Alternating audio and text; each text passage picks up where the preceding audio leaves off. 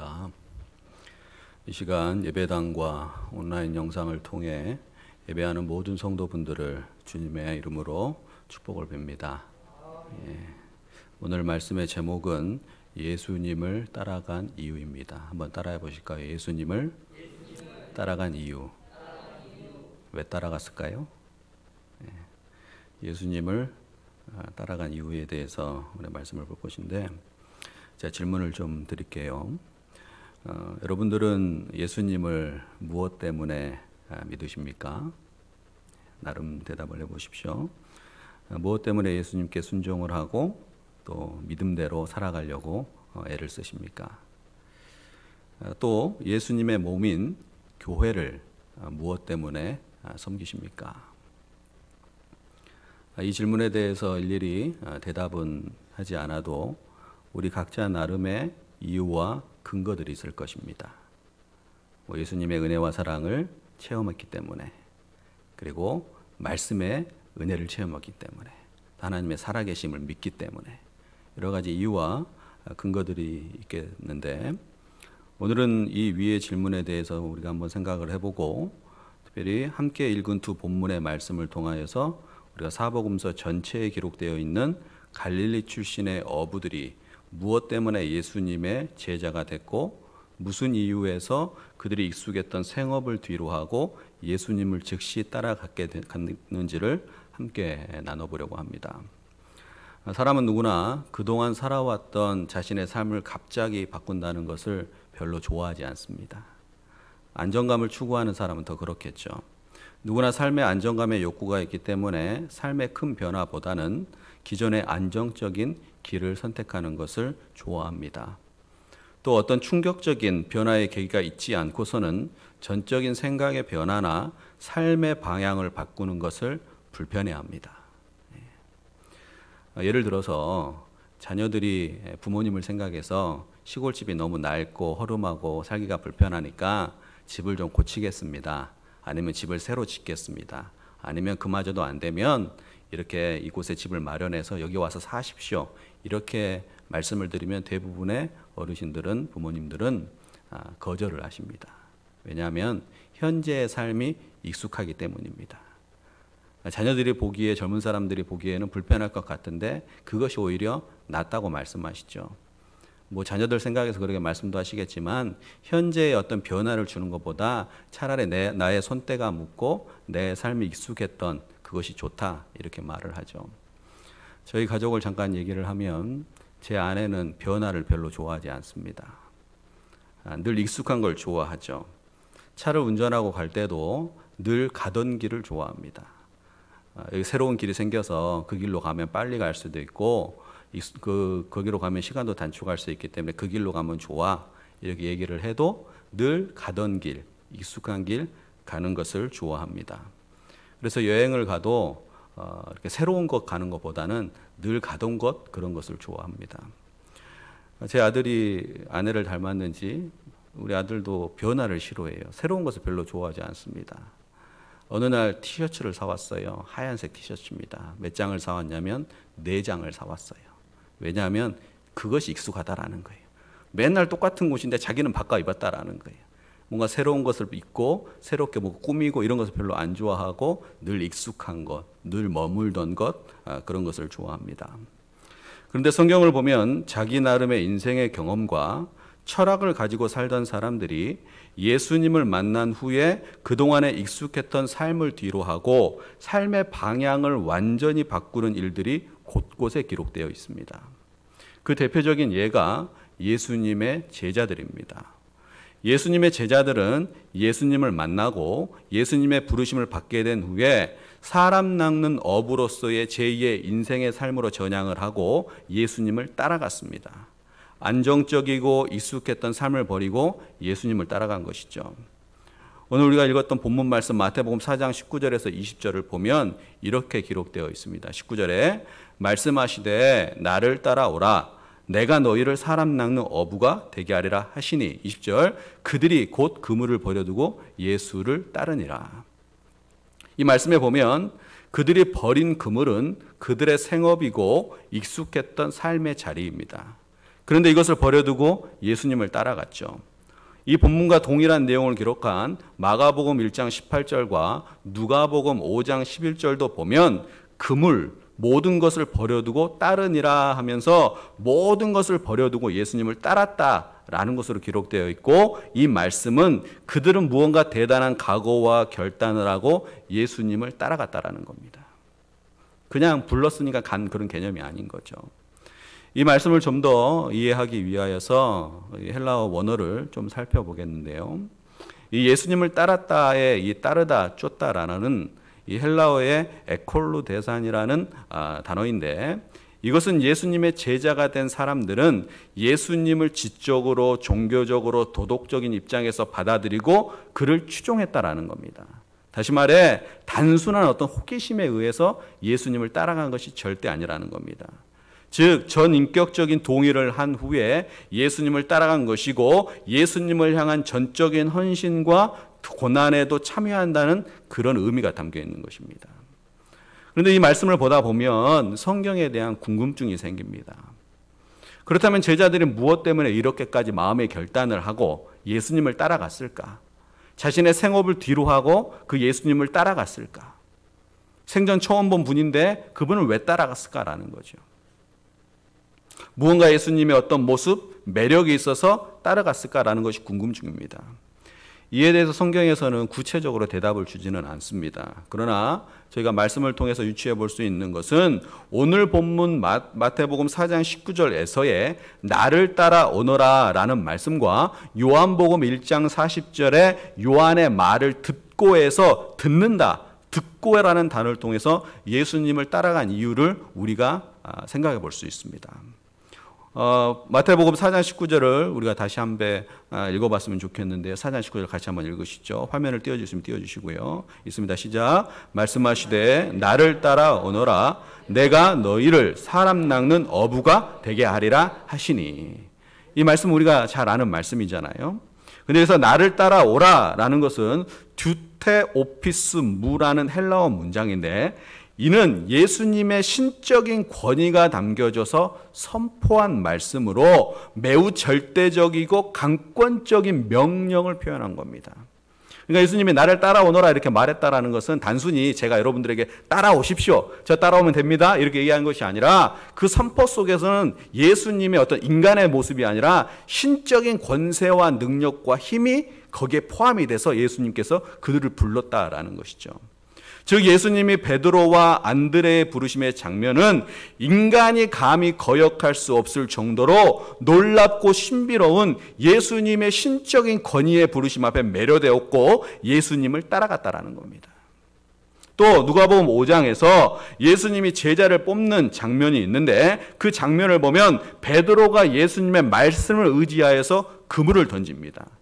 그런데 그물이 찢어지도록 고기를 잡는 경험을 통해 베드로가 예수님의 무릎 앞에 엎드려 이렇게 고백을 해요. 누가복음 5장 8절에 한번 같이 읽겠습니다. 시작. 시몬 베드로가 이를 보고 예수의 무릎 아래에 엎드려 이르되 주여 나를 떠나소서 나는 죄인이로소이다 하니. 이는 베드로가 예수님의 권위와 위엄 앞에 완전히 사로잡혀서 예수님을 메시아로 여기고 감히 스스로는 죄인임을 인정하지 않을 수 없음을 보여주는 말씀입니다. 예수님을 보니까, 예수님의 권세와 능력과 힘을 보니까 자신의 어떤 부끄러움이 드러나게 된 거예요. 자신의 죄, 과거의 어떤 흔적들, 그동안 살아왔던 그 모습들, 그것이 자동적으로 떠올리면서 그 권위 앞에 굴복하고 무릎을 꿇고 예수님을 인정하게 된 거죠. 즉 예수님의 카리스마, 예수님의 신적인 권위의 선포, 그것을 통하여서 이 베드로와 안드레는 예수님을 따라가게 된 것이고 제자가 된 것입니다. 또 오늘 보면 요한복음 1장 40절을 보면 이렇습니다. 1장 40절에 요한의 말을 듣고 예수를 따르는 두 사람 중에 하나는 시몬 베드로와 형제 안드레라 라고 기록이 되어 있는데, 여기서 듣다라는 단어가 있는데 이것은 헬라어의 에쿠산인데 단순히 들리는 그런 들림이 아닙니다. 이것은 듣게 되었는데 그 들음을 통하여서 자발적으로 순종에 이르게 되었다라는 그런 태도를 의미하는 겁니다. 그냥 보통 사람의 말이 아니었다는 거죠. 어떤 말을 선포했는데 그 어떤 사람의 능력의 말, 그 말을 듣고도 사람이 따라가는데 그거보다 더한 능력으로 뭔가 이 들음을 통하여서 그 은혜를 깨닫게 됐는데, 이 말씀을 살펴보면 안드레는 평소에 그리스도 메시아의 오심에 대해 세례 요한을 통한 많은 가르침을 들었습니다. 그 말씀을 들은 거죠.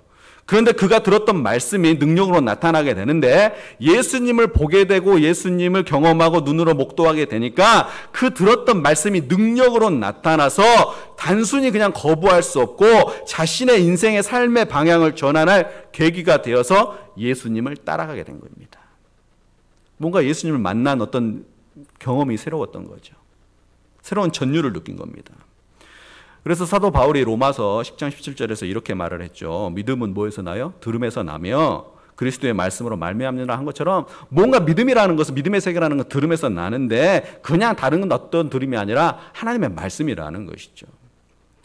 여러분, 우리가 세상을 살면서 세상의 소리보다 하나님의 말씀을 잘 듣게 되기를 바랍니다.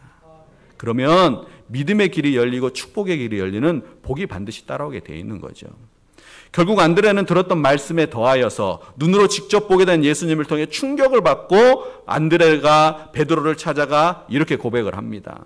요한복음 1장 41절에 그가 먼저 자기의 형제 시몬을 찾아 말하되 우리가 메시아를 만났다 하고, 메시아는 번역하면 그리스도라. 뭔가 깨닫게 된 거예요. 마태, 누가, 요한복음 모두 동일하게 예수님의 제자가 된 사람들은 예수님의 권위, 예수님의 권세, 그림의 말씀의 권세의 능력에 사로잡혀서 예수님을 따라가게 됐다라는 거죠. 이 부분에서 우리가 어떤 신앙의 우리의 결단, 신앙의 어떤 행위, 신앙의 태도가 어떠해야 되는지를 우리가 알 수 있습니다. 예수님은 단순히 우리가 그냥 어떤 알고 있는 지식 수준에 머무는 그런 인물이 절대 아닌 거죠. 예수님은 우리의 삶을 송두리째 변화시킬 수 있는 그런 권세와 능력과 힘이 있으신 분입니다. 그래서 여러분이 말씀의 은혜를 받고 성령의 권위에 사로잡힌 사람은 말씀의 권위에 순종을 하고 주님을 따르는 길에 그 길이 고난일지라도 그 길을 마다하지 않고 가게 되는 것입니다. 이것이 예수님의 매력, 예수님의 권위입니다. 그래서 우리가 삶의 전환과 삶의 활력과 삶의 동기가 필요하고, 특별히 내 삶에 풀리지 않는 삶의 문제가 있다면, 특별히 염려가 있다면 우선은 예수님의 권위 앞에 나아가는 우리가 돼야 됩니다. 그러면 뭔가 일어나게 돼 있어요. 특별히 우리가 예배는 이 예수님의 권위 앞에 나아가는 중요한 믿음의 태도입니다. 왜냐하면 예배를 드린다는 것은 예수님의 권위 앞에 나를 제물로 올려드리는 거죠. 그리고 예수님의 권위 앞에 나아가면 주님의 음성을 듣게 되고 말씀을 듣게 되고 마음도 열리고 생각도 열리고 또 들려오는 말씀을 순종하게 되는 믿음의 자세가 생기고 그것을 통해서 들음의 은혜를 받게 되는 겁니다. 그렇게 되면 우리의 삶은 자연스럽게 주님의 권세의 힘의 통치를 받게 되고 삶의 전환이 생기고 동기가 생기며 풀리지 않았던 삶의 문제도 풀리게 되는 것입니다. 이것은 바로 하나님의 자녀인 우리들만이 누리는 특권인 것입니다. 자, 그렇다면 이런 예수님의 권세와 힘과 능력이 있고 거기에 매료되고 거기에 사로잡힌 그 사람들은 제자가 되기를 갔죠.